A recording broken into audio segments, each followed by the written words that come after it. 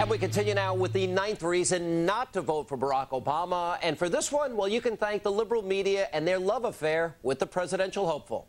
Senator Barack Obama has been anointed the new media darling, or rather the overhyped media darling. The liberal mainstream media has painted the Democratic presidential candidate as the Messiah, the savior, the knight in shining armor here to fix everything that's wrong with this country. It's amazing to see such unprecedented celebrity-like coverage over a previously obscure community organizer who was only elected to the U.S. Senate a few years ago. While the mainstream media is busy swooning and fawning over Barack Obama, he is the one. Barack Obama! He has received less critical examination of his background and his positions than any other presidential candidate in history. When we learned about the radical views of Obama's former minister of 20 years, the Reverend Jeremiah Wright, what did the media do? Well, they gave him a pass. And we never batted an eye. When we learned about his association with the unrepentant terrorists William Ayers and Bernardine Dohrn, in whose home he launched his political career, well, what did the media do? Well, they gave him a pass. Tony Resco, a pass. Rashid Khalidi, a pass. He attends the Million Man March with Louis Farrakhan, a pass. Well, what about all of Obama's excuses regarding all these radical associations? What did the mainstream media have to say about that? Absolutely nothing. When we learned about Obama's ties to the voter fraud-ridden organization Acorn, well, what did the media do there? You guessed it, nothing. Lack of foreign policy experience? He gets another pass. Income redistribution? Well, that's another pass. Tax increases? Well, one more pass. So how did an inexperienced junior senator who's surrounded by such controversial figures become the Democratic nominee for president? The answer is by being anointed. Senator Obama has literally been christened by the liberal, quote, mainstream media and turned into an overnight political sensation. From TV news to tabloid magazines, stories about Barack Obama, they're glowing. They talk about his meteoric political rise and the A-list celebrity status. Well, it's like a page out of a Hollywood movie script. And so how do Hollywood liberals show their support? Well, the LA Times summed it up, quote, a California gold rush for Barack Obama. This report lists the following liberal Hollywood campaign contributors.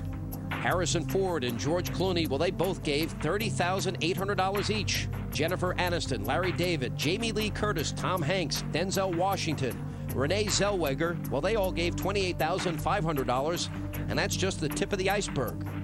Since June, California and Tinseltown have given nearly $30 million, with $16 million just in the last month alone. Even though he's become the media's favorite political candidate, the reality is he hasn't accomplished much aside from being voted 2007's most liberal senator in Washington by the National Journal. Now, that's a feat that Hollywood and the media are certainly cheering about. But those of us more concerned with American values, liberty, freedom, democracy, capitalism, the future of this great nation, well, I guess we want more than just, quote, slogans of change. Senator Joe Biden has served our great nation for over 30 years, and during that time, he's managed to say, well, many ridiculous things, and that brings us to reason number 8.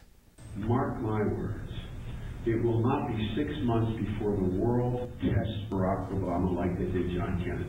Yeah, there's Joe Biden sticking his foot in his mouth. What a surprise.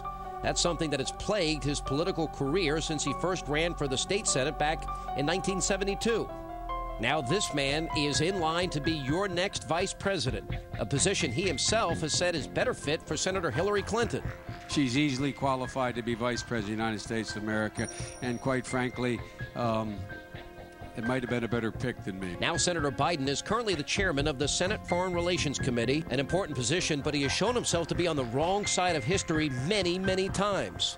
But then again, Biden is not a big fan of history. When the stock market crashed, Franklin Roosevelt got on television and didn't just talk about the princes of greed. He said, look, here's what happened. Maybe all those congressional trips overseas have left him with a permanent jet lag. How else can you explain his cloudy memory when it comes to visiting some of the most important fronts in the war on terror? You take all the truths out, you better have helicopters ready to take those 3,000 civilians inside the green zone where I've been 7 times and shot at. But that's just not true. He wasn't shot at. 2 weeks after this debate, he corrected himself and told the Hill newspaper that it was a projectile that landed outside the hotel that he was staying in. And back on the home front, well, here's Biden just shooting himself in the foot once again. In Delaware, the largest growth in population is Indian Americans moving from India. You cannot go to a 7-Eleven or a Dunkin' Donuts unless you have a slight Indian accent. Senator Biden clearly lacks sensitivity, not only with his own constituency, but when asking State Senator Chuck Graham of Missouri, who's in a wheelchair, to stand up.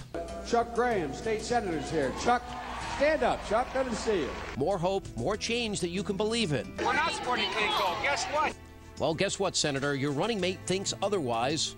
Or was that just another empty campaign promise? It is conceivable that we could adapt technologies that would make coal a credible source.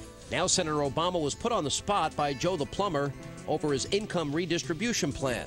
This is one agenda that both Obama and Biden actually agree on. We want to take money and put it back in the pocket of middle-class people. Anybody making over $250,000 is going to pay more. You got it. It's time to be patriotic, Kate. Apparently, income redistribution is patriotic. So just what should we all be looking for when it comes to the man who is a heartbeat away from the presidency? Well, reasons number 7 and number 6 coming up straight ahead. She arrived